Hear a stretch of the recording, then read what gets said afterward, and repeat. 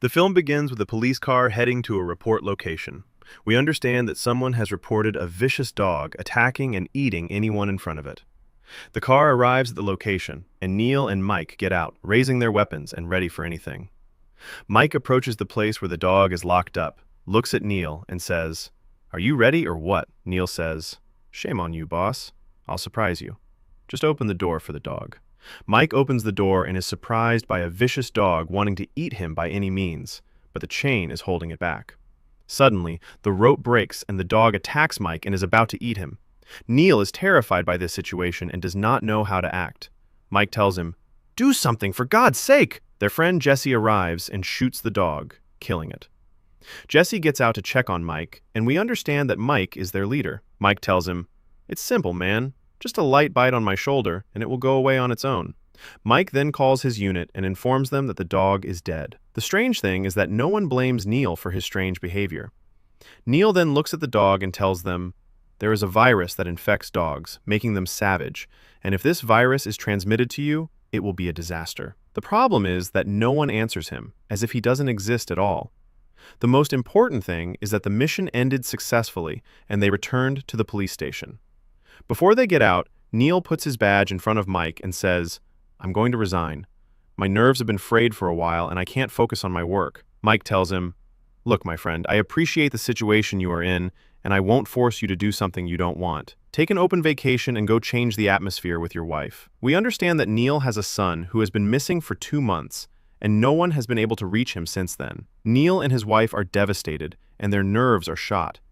He arrives home after submitting his resignation and finds his wife, Abby, sleeping on the couch. He is sad for her because she has been drinking alcohol and taking sedatives since her son disappeared. He tells her, "Didn't I tell you several times not to do this to yourself? You are destroying yourself for nothing. Believe me, in 2 or 3 months, he will feel that he misses us and will come back again." She tells him, "No, I feel something happened to him.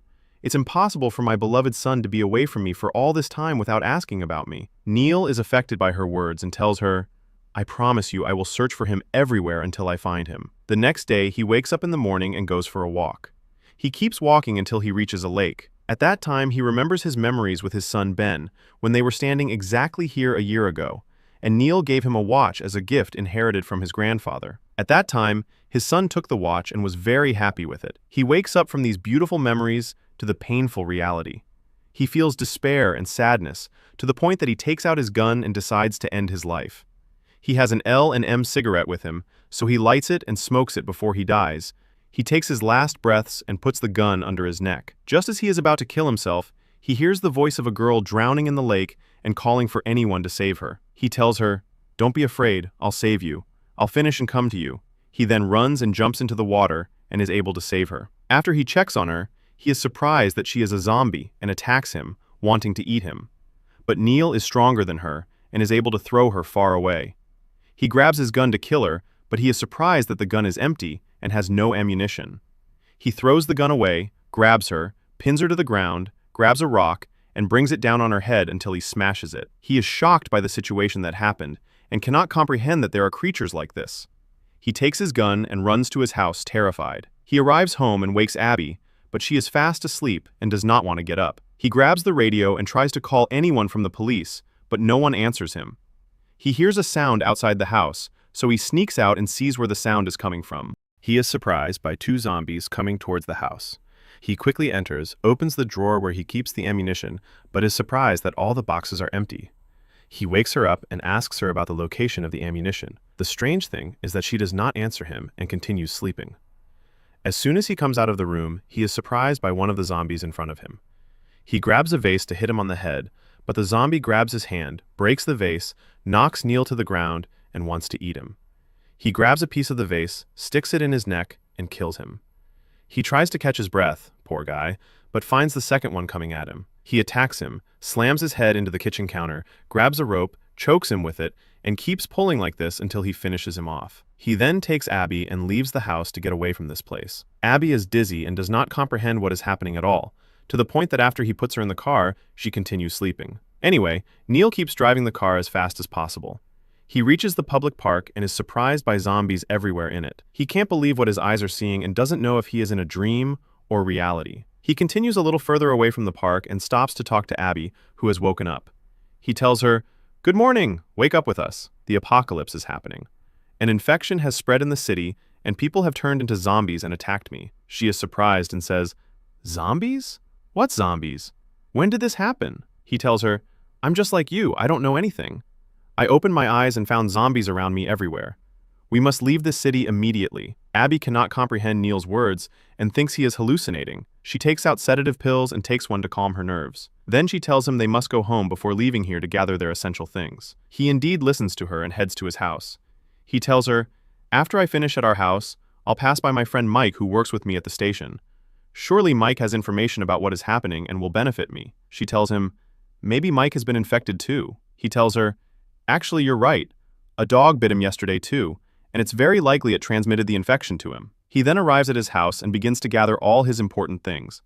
He remembers that the gun has no ammunition, so he asks Abby about it. She tells him, "Honestly, I threw away all the ammunition that was there because I was afraid for you, that you might hurt yourself and commit suicide." He tells her, "Oh my God, what are we going to do now? This is the gun that was going to protect us." After they finish and take their essential things, they move in the car towards Mike's house. While he is driving at night, by chance, he sees a gas station. He tells Abby, "Stay in the car and lock yourself in well. I'm going down to get gas and coming back. Do you hear me? Don't open the windows no matter what." He arrives at the gas station and takes advantage of the chaos everywhere in the world and lights a cigarette at the gas station because he knows no one will tell him what he is doing. But the zombie had another opinion. He tells him, "What are you doing here, neighbor?" He climbs the pole in this way, and this zombie is different from any zombie you have seen before. But these words don't work with Neil. He directs the gasoline towards him, burns him with the lighter, and is easily able to finish him off. He then returns to Abby, takes her, and heads to Mike's house. Before he gets out, he gives Abby a knife and tells her, "Keep it with you to defend yourself. It's better if you stay here in the car, and I'll talk to him for a minute and come back." He arrives at the door of the house and is surprised that it is open. He enters very quietly and doesn't make a sound, so if there is a zombie, it won't sense him. He enters the kitchen and is surprised by Camelia, Mike's wife, cutting meat and transformed into a zombie in this way. She attacks him with the knife and tries to kill him, but Neil is stronger than her. He knocks her to the ground and runs to Mike's ammunition cabinet to take bullets from it. He indeed takes 2 bullets, puts them in the gun, and finishes off Camelia. Her daughter arrives home and, of course, sees her mother killed. She goes crazy on our friend and was transformed into a zombie. She jumps on him and tries to eat him, but Neil throws her to the ground, aims the weapon at her, and is about to kill her. Abby arrives and tells him, "What are you doing? You're going to kill Olivia, Mike's daughter. Have you gone crazy?" Suddenly, Mike attacks Neil and, of course, has turned into a zombie. He grabs him by the neck and tries to choke him.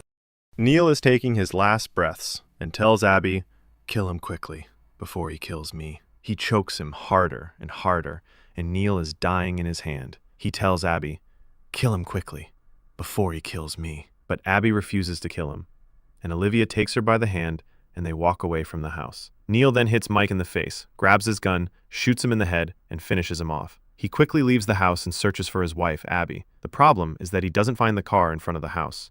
He climbs to a high place to see which direction they went. Unfortunately, he loses his balance and falls from this high height and faints. At that time, he remembers a situation that happened before, when his son Ben left the house and walked away. Abby told him, "Why are you standing there? Go get the boy and come back." He goes out quickly to catch up with his son and keeps calling him until he reaches the edge of a mountain. Suddenly, his son appears and is turned into a zombie in this way. He pushes him off the mountain and finishes him off. The next day, Neil wakes up from the coma he was in and continues searching for his wife. He finds her standing in front of the car. He goes to check on her and is happy she is alive. He discovers she has been infected but hasn't fully turned yet. He freezes on her, ties her up, locks the car seatbelt on her, takes her with him, and moves quickly in the car to be able to treat her before the infection takes hold of her entire body. As he is driving at the end of the city, he finds a police communication tower. He gets out to see if he can find someone to help him in this tower. He goes up very quietly lest someone comes out at him. He indeed is surprised by the police officer in the place turned into a zombie. He shoots him in the stomach and hits him with the back of the weapon, knocking him over from above. He then enters to search for anything to help him. He finds a radio device. He keeps talking on the radio and asking for help, but to no avail. No one answers him. Finally, fed up, he takes the radio device with him and moves in the car. The problem is that Abby has turned into a fully formed zombie. As he is driving, he keeps talking on the radio device, hoping someone will hear him. Luckily for him, his friend Jesse, who worked with him at the police station, answers him. He starts telling Jesse about the infection that has spread in the city, and also tells him that his wife has been infected and could eat him at any time. Jesse tells him, "I'll wait for you at your house. Come to me there immediately." He indeed turns the car around and heads to the house. At night, he arrives at his house and finds 2 police cars parked. He gets out of the car, unties Abby but ties her hands tightly so she won't escape from him. He then holds her in this way and heads towards his house, calling for Jesse to come out. He keeps calling for Jesse at the top of his voice. We see Jesse coming out of the house and are surprised that he has turned into a zombie as well. 2 of his men appear, and they are zombies too. But the strange thing is that Jesse talks to him and asks him to surrender. At that time, Neil aims the weapon at his head and is about to kill him. Suddenly, one of them shoots him in the shoulder. He falls next to the car. While he is sitting in pain, he looks in the car mirror and is surprised that he is turning into a zombie in this way. But these are just hallucinations. He discovers that Abby has returned to her normal form. She approaches him and asks him to surrender and listen to Jesse. At this moment, Neil begins to wake up from what he is in, and the tape of memories begins to play before his eyes. He remembers the public park that was full of zombies, and we understand that they were normal people, but our friend here had delusions and hallucinations. Even Mike, his friend, was a normal human, and his wife, Camelia, whom he entered the kitchen on, was normal. Even Olivia, her daughter, was not a zombie or anything. Not only that, but even the poor girl he saved from the lake was a normal girl, but he imagined her as a zombie. And the gas station worker was a sweet kid and perfectly fine. But our friend here was sick in the head and saw them all as zombies. We return to the present time and see Abby begging him to put down his weapon and surrender to Jesse. She also tells him, "Don't blame yourself. You have no fault in your son's death." We go back in time to the day his son left the house and walked away. His son was also normal and not a zombie or anything. At that time, he pulls the bag from his son and begs him to return home with him. But accidentally, he hits a rock and falls from the top of the mountain and unfortunately dies in front of his father's eyes. He goes down the mountain to save him, but he doesn't find his son. He looks above him and finds a hawk circling the place. He leaves the place and searches for his son. It seems this hawk is enchanted or has a dangerous secret that no one understands. Anyway, he searches for him in another place, even though his son is lying on the ground in front of him, taking his last breaths. Since then, Neil has imagined that his son disappeared and that a virus spread in the world and turned everyone into zombies. We return to the present time and see Jesse and his men asking him to drop his weapon. After Neil comprehended the disaster he had caused and understood that all the zombies around him were hallucinations, he felt even more remorse and decided to kill himself.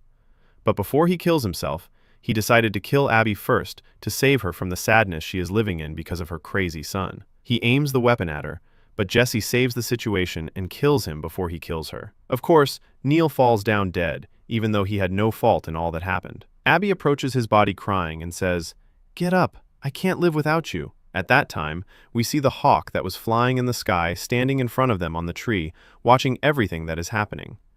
We are surprised that the hawk itself is a zombie. It seems this hawk has a curse on it that makes it delude people that zombies are around them everywhere, so they kill each other. See you in the next film.